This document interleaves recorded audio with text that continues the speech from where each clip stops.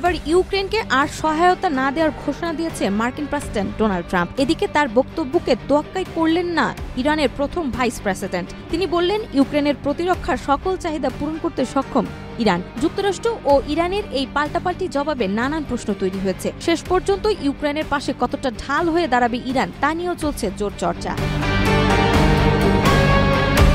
মার্কিন president Donald Trump 25 ফেব্রুয়ারি ঘোষণা করেন, এই মুহূর্তে তারা ইউক্রেনকে কোনো সহায়তা দিচ্ছেন না। সাংবাদিকদের এক প্রশ্নের উত্তরে তিনি বলেন, আমি মনে করি ইউরোপকেই ইউক্রেনকে সহায়তা দেওয়ার দায়িত্ব নিতে হবে। যুক্তরাষ্ট্র বলছে ইউক্রেনকে কিছু সরবরাহ করছি না, এটি ইউরোপের ক্ষেত্রেও প্রযোজ্য।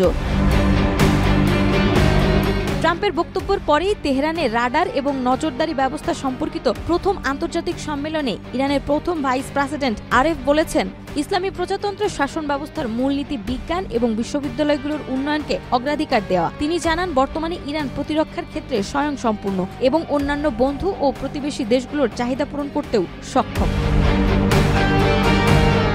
আরেফ আরও বলেন, আমরা রাডার প্রযুক্তিতে এমন এক পর্যায়ে পৌঁছেছি যেখানে আমরা কেবল নিজেদের চাহিদাই পূরণ করছি না, বরং বিজ্ঞান ও প্রযুক্তির অন্যতম রপ্তানিকারক হিসেবেও আত্মপ্রকাশ করছি। উচ্চ প্রযুক্তির ক্ষেত্রে, বিশেষ করে ন্যানো প্রযুক্তিতে ইরান শীর্ষ 5 দেশের মধ্যে থাকার লক্ষ্য নির্ধারণ করেছে।